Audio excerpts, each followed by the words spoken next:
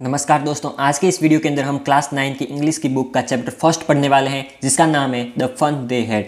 लेकिन दोस्तों, वीडियो को शुरू करने से पहले आपने अभी तक हमारे यूट्यूब चैनल को सब्सक्राइब नहीं किया है तो चैनल को सब्सक्राइब कर दीजिए, बेल आइकन दबा दें ताकि जब भी मैं कोई वीडियो अपलोड करूँ तो उसकी नोटिफिकेशन आपको सबसे पहले मिल सके। तो चलिए शुरू करते हैं आज के इस इंटरेस्टिंग चैप्टर को। दोस्तों, चैप्टर का नाम है द फन दे हैड। इसका हिंदी में मतलब होता है आनंद जो वो लेते थे। अब कौन सा आनंद लेते थे, कैसा आनंद लेते थे, ये हम आगे इस स्टोरी के अंदर पता चलेगा। तो दोस्तों, ये एक स्टोरी फ्यूचर के बारे में बताई हुई है कि जिस प्रकार हर फील्ड के अंदर टेक्नोलॉजी एडवांस हो रही है तो क्या एजुकेशन सेक्टर के अंदर भी टेक्नोलॉजी एडवांस हो जाएगी। दोस्तों, जिस प्रकार आज हमारे स्कूल हैं जहां हम एक साथ स्कूल जाते हैं, एक साथ घर आते हैं, एक साथ स्कूल में पढ़ते हैं, फ्यूचर के अंदर भी हमें इसी प्रकार से स्कूल देखने को मिलेंगे या फिर एडवांस टेक्नोलॉजी के साथ साथ स्कूल भी चेंज हो जाएंगे। ये सब हम इस चैप्टर के अंदर जानने वाले हैं। तो सबसे पहले इस बॉक्स पे नजर डालते हैं। तो दोस्तों, यहाँ पे लिखा हुआ है स्कूल ऑफ द फ्यूचर, यानी फ्यूचर की स्कूल। यहाँ पे लिखा हुआ है लर्निंग थ्रू कंप्यूटर। फ्यूचर में बच्चे स्कूल की जगह कंप्यूटर में सीखेंगे। वर्चुअल क्लासरूम, क्लासरूम कैसे होंगे, वर्चुअल होंगे, जो कि हमारे घर के कमरे में होंगे जहाँ कंप्यूटर होगा और हर घर में अपने अपने अलग अलग क्लासरूम होंगे।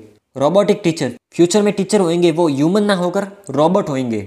मूविंग ई टेक्स्ट, जो कुछ लिखा हुआ होगा वो स्थिर ना होके जिस प्रकार हमारे बुक के अंदर जो टेक्स्ट लिखे हुए होते हैं वो कैसे होते हैं, एक जगह स्थिर होते हैं। लेकिन जो फ्यूचर के अंदर जो डिजिटल बुक्स होगी उसके अंदर टेक्स्ट क्या करेंगे, मूव करेंगे। तो दोस्तों, चलिए इस चैप्टर को स्टार्ट करते हैं। Paragraph first, Margie even wrote about it that night in her diary on the pages headed 17 May 2157. She wrote Tommy।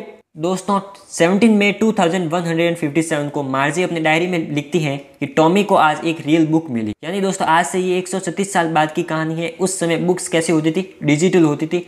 तो उस दिन टॉमी को एक रियल बुक मिली। It was a very old book. Margie's grandfather once said that when he was a little boy, his grandfather told him that there was a time when all the stories were printed on paper.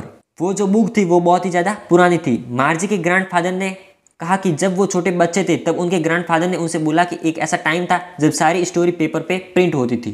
They turned the pages which were yellow and crinkly, and it was awfully funny to read words that stood still instead of moving the way they were supposed to on screen, you know.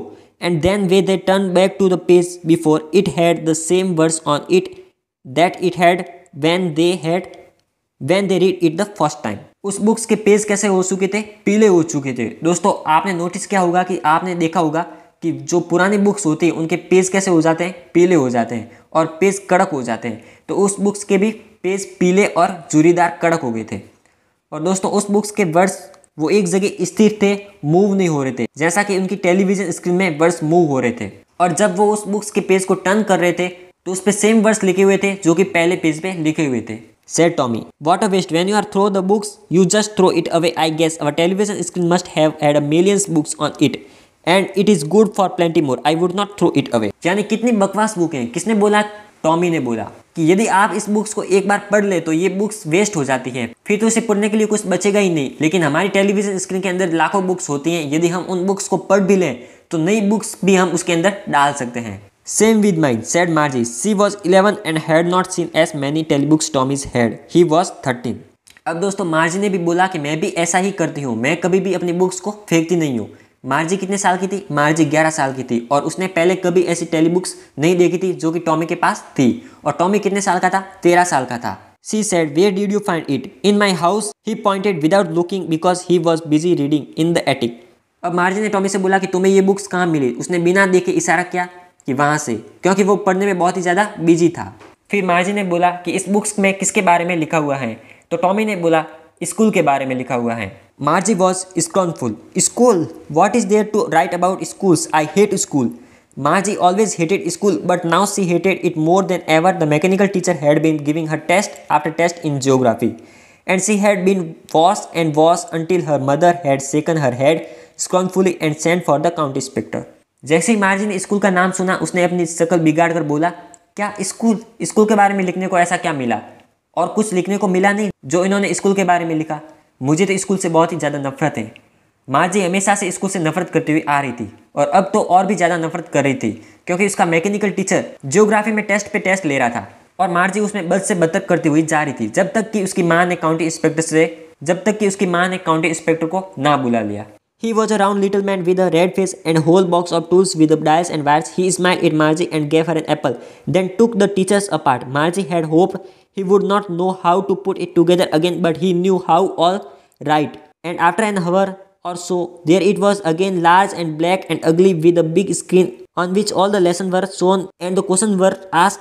That was not so bad. The part Margie hated most was the slot where she said to put homework and test paper. She always had to write them about in a punch code they made her learn when she was 6 years old, and the mechanical teacher calculate the marks in no time. दोस्तों, county inspector एक गोलाकार आदमी था जिसका लाल colour का मुंह था और उसके पास बॉक्स था जिसमें वायर थे, और उसने मार्जी को स्माइल दी और फिर एक एप्पल दी, और फिर उसने मार्जी के टीचर को पूरा का पूरा खोल दिया। ये देख के मार्जी ने आशा जताई कि काश ऐसा हो जाए कि ये टीचर को वापस जोड़ ही ना पाए, लेकिन वो तो सब कुछ अच्छे से जानता था और कुछ घंटों के बाद उसने टीचर को फिर वापस जोड़ दिया। और अब मार्जी के सामने बड़ा सा भद्दा सा काला सा स्क्रीन के साथ उसका टीचर वापस सही सा हो गया था, और मार्जी के जितने भी लेसन थे वो उस स्क्रीन पे दिख रहे थे, और इसी स्क्रीन पे उसे क्वेश्चन पूछे जाते थे। लेकिन उन सब में से मार्जी उस स्लॉट को बहुत ही ज़्यादा नफरत करती थी जहां उसे अपना होमवर्क और टेस्ट पेपर डालना होता था, और मार्जी को अपना होमवर्क और टेस्ट पेपर पंच कोड भाषा में लिखना पड़ता था, जो कि उसने 6 साल की उम्र में सीखी थी, और मैकेनिकल टीचर बहुत ही कम समय में मार्क्स को कैलकुलेट कर लेता था। अब दोस्तों, बाकी का चैप्टर हम पार्ट 2 के अंदर पढ़ेंगे, क्योंकि वीडियो बहुत ही ज़्यादा लंबा हो जाएगा, और इसलिए दोस्तों बाकी का चैप्टर हम पार्ट 2 में पढ़ेंगे। तो दोस्तों, इसलिए यदि हमारे यूट्यूब चैनल को अभी तक सब्सक्राइब नहीं किया है तो यूट्यूब चैनल को सब्सक्राइब कर दीजिए, वीडियो को लाइक कर दीजिए। मिलते हैं अगले वीडियो में।